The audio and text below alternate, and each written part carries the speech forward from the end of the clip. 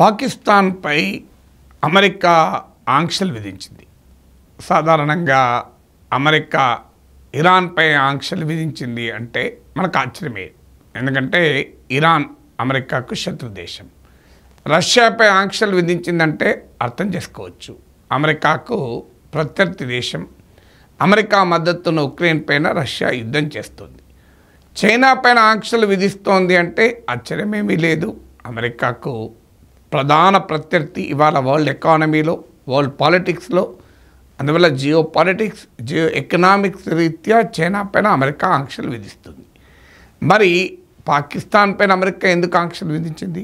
అది కూడా అమెరికాకు ఆల్ వెదర్ ఫ్రెండ్ అంటారు. అంటే అన్ని రకాల వాతావరణ పరిస్థితుల్లో కూడా అమెరికాకు పాకిస్తాన్ మిత్రదేశం. భారతదేశం స్వాతంత్రం పొందాక మనము అలీనోద్యమం వైపు ఉన్నాం. ఆ కోల్డ్ వార్ పీరియడ్లో సోవియట్ యూనియన్కు వైపుగా అలీన నాన్ అలైన్ మూమెంట్ మొగ్గు చూపింది. అమెరికాకు అది ఇష్టం లేదు. సోవియట్ పతనానంతరం భారతదేశం లిబరలైజేషన్, గ్లోబలైజేషన్ పాలసీస్ను ఎంబ్రేస్ చేసుకున్నాక ఇండియా అమెరికా పార్ట్నర్షిప్ డీపెన్ అవుతూ వచ్చింది. కానీ అందుకు భిన్నంగా పాకిస్తాన్ అమెరికా మిలిటరీ ఉత్పత్తులకు ఒక పెద్ద క్లయింట్. అమెరికా నాయకత్వంలోని మిలిటరీ కూటములైన సెంటో, సీటో ఇలాంటి మిలిటరీ కూటమిలో పాకిస్తాన్ మెంబర్. ఒక మాటలో చెప్పాలంటే non NATO ally of United స్టేట్స్గా పాకిస్తాన్ను అంతర్జాతీయ సంబంధాల నిపుణులు, ఇంటర్నేషనల్ డెవలప్మెంట్స్ ఎక్స్పర్ట్స్ చెప్తుంటారు. నాన్ నాటో అలై అంటే North Atlantic Treaty Organisation, America నాయకత్వంలో మిలిటరీ కూటమి. అందులో లేకపోయినా పాకిస్తాన్ ఆ నాటోలో ఉన్న సభ్య దేశాలతో సమానమైన మిత్రదేశం. అమెరికాతో కలిసి ఈ ప్రాంతంలో పాకిస్తాన్ అమెరికా చేయవన్న చాకిరంతా చేస్తూ వచ్చింది. ఆఫ్ఘనిస్తాన్లో సోవియట్ అనుకూల ప్రభుత్వం ఉన్నప్పుడు అమెరికా, సౌదీ అరేబియా, పాకిస్తాన్లు కలిసి ముజాహిదీన్లను సృష్టించింది, తాలిబాన్లను సృష్టించింది. అందులోకి వెళ్ళి పుట్టిన ఒసామా బిన్ లాడెన్కు ఆశ్రయం ఇచ్చిన పాకిస్తాన్ మళ్ళీ అమెరికా బిన్ లాడెన్ ఇస్లామాబాద్లో చంపుతుంటే అవకాశం ఇచ్చింది. అదే తాలిబాన్ల పైన మళ్ళీ అమెరికా యుద్ధం ప్రకటిస్తే వెళ్ళి యుద్ధం కూడా చేసింది. సో ఇలా అమెరికాకు చెయ్యవన్న ప్రతి గాడిద చాకరీ పాకిస్తాన్ చేస్తూనే వచ్చింది. మరి అలాంటప్పుడు పాకిస్తాన్ పైన ఆంక్షలు ఏంటి? ఈవెన్ పాకిస్తాన్ మిసైల్ న్యూక్లియర్ ప్రోగ్రాంకు కూడా అమెరికానే కారణం.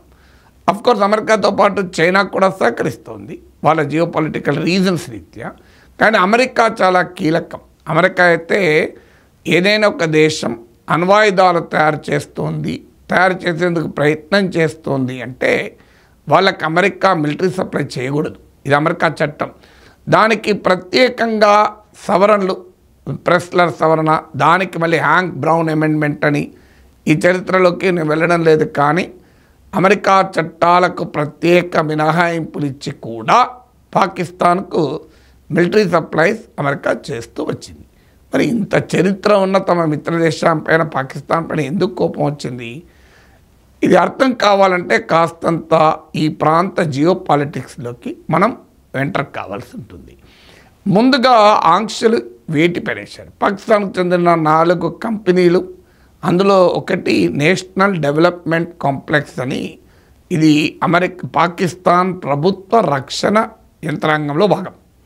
సో వీళ్ళు ఏం చేస్తున్నారు? ఈ 4 కంపెనీలు, ఒక గవర్నమెంట్ కంపెనీ, మిగతా ప్రైవేట్ కంపెనీలు కలిసి పాకిస్తాన్ రూపొందిస్తున్న long range missile, ballistic missile programme, అంటే దూరంగా ఉన్న సుదూర లక్ష్యాలను ఛేదించగలిగిన గతిశీల క్షిపణులు, బ్యాలిస్టిక్ మిసైల్స్ను తయారు చేస్తారు. మనకు ఒక మాటలో చెప్పాలంటే మన భారతదేశం అగ్ని మిసైల్ ఉంది కదా, దాంతో పోల్చలేం. కానీ అలాంటి మిసైల్స్ను బ్యాలిస్టిక్ మిసైల్స్ అంటారు. ఈ మిసైల్స్ను షాహీన్ మిసైల్స్ అంటారు. ఈ మిసైల్ డెవలప్మెంట్లో సంబంధం ఉన్న ఈ 4 కంపెనీలపై ఆంక్షలు విధించింది. ఇక మరో క్వశ్చన్ ఉంది, మరి ఈ మిసైల్ డెవలప్మెంట్ అమెరికా వ్యతిరేకమా? అమెరికా కూడా సహకరిస్తూనే వచ్చింది ఇప్పటిదాకా. మళ్ళీ ఇప్పుడే వాటిని మళ్ళీ ఎందుకు టార్గెట్ చేశారు? వాస్తవంగా వాటిని కాదు టార్గెట్ చేసింది, చైనాను టార్గెట్ చేసే క్రమంలో భాగంగా పాకిస్తాన్ను టార్గెట్ చేసింది. ఇప్పుడు అమెరికా కోపం పాకిస్తాన్ పైన కాదు, చైనా పైన. అంతకుముందే పాకిస్తాన్ బ్యాలిస్టిక్ మిసైల్ ప్రోగ్రాంకు సహకరిస్తున్న చైనీస్ కంపెనీలకు కూడా అమెరికా ఆంక్షలు పెట్టింది. పాకిస్తాన్ న్యూక్లియర్ నాన్ ప్రొలిఫరేషన్ ట్రీటీలో మెంబర్ కాదు, అంటే అణ్వస్త్ర వ్యాప్తి నిరోధక ఒప్పందం న్యూక్లియర్ నాన్ ప్రొలిఫరేషన్ ట్రీటీ ఎన్పిటిలో పాకిస్తాన్ మెంబర్ కాదు, ఇండియా కూడా మెంబర్ కాదు. మనము ఎన్పిటిలో మెంబర్ కాకపోయినా మనతో అమెరికా ఒప్పందం చేసుకుంది.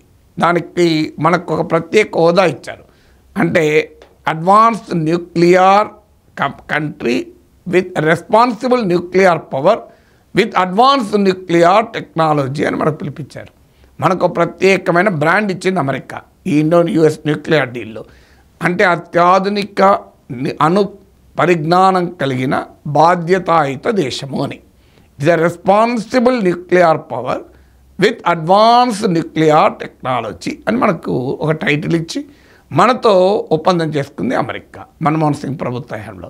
అప్పుడు పాకిస్తాన్ కూడా అడిగింది, మాకు కూడా హోదా ఇవ్వాలి కదా, మమ్మల్ని కూడా advance nuclear power with responsible nuclear power with advance nuclear technology అంటే అమెరికా ఇవ్వనని చెప్పింది. ఎందుకు?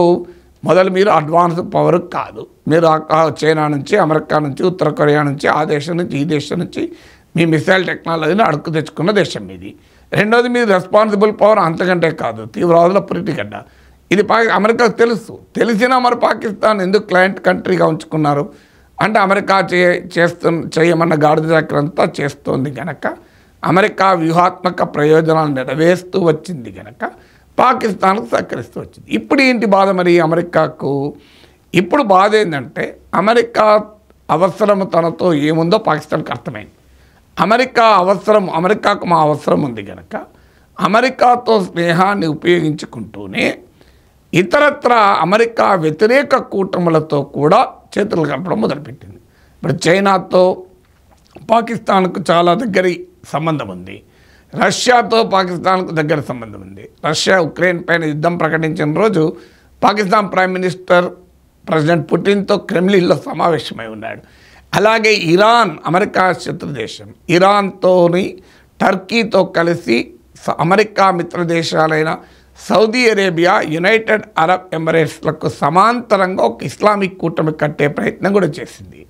ఇవన్నీ సహజంగానే అమెరికాకు రుచించవు. అందువల్ల అమెరికా పాకిస్తాన్ పైన కోపంతో కాదు, ఏదో పాకిస్తాన్ దూరం చేసుకోవాలని కాదు, తమ మిత్ర దేశమైన కాస్త అదుపు తప్పుతోంది కనుక అదుపులో ఉంచుకోవటానికి, అదుపాజ్ఞలో ఉంచుకోవటానికి, అరే నువ్వు అటు ఇటు చూస్తున్నావు చూడకు, నేను చెప్పినట్టే ఇను అని చెప్పడానికి ఆంక్షలు విధించింది తప్ప నిజంగా పాకిస్తాన్ డీన్యూక్లియరైజ్ చేయటానికో అంటే పాకిస్తాన్ అనువాదాలు తయారు చేసుకోవడానికి వీలు లేనిగా నిర్వీర్యం చేసేందుకున్న నిజాయితీతో చేస్తున్న పని కాదు. వాస్తవంగా ఈ ballistic missile nuclear capable missiles అణ్వాయుధాలని కూడా మోసుకెళ్ళగలిగేవి. అమెరికా భయం ఏంటంటే పాకిస్తాన్ చేతులు ఈ టెక్నాలజీ వస్తే ఇండియా మీద ప్రయోగిస్తారన్న దానికన్నా ఇరాన్కి ఎక్కడ ఉపయోగపడుతుందో, సిరియాకి ఎక్కడ ఉపయోగపడుతుందో, ఇదివరకంటే బషర్ ప్రభుత్వం ఉన్న రోజుల్లో అమెరికా వ్యతిరేక ఇస్లామిక్ శక్తులకు ఎక్కడ ఉపయోగపడుతుందో అని అమెరికా భయం.